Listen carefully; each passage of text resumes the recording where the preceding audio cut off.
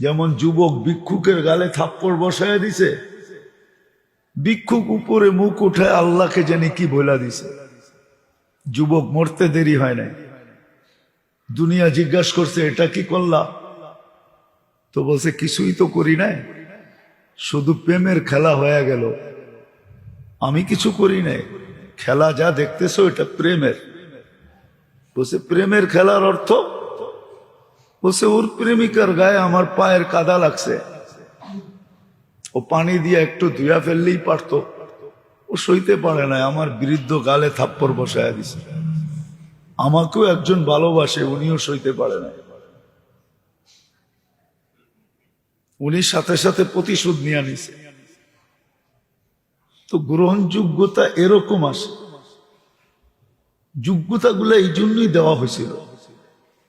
মানুষের ভিতরে যে যোগ্যতা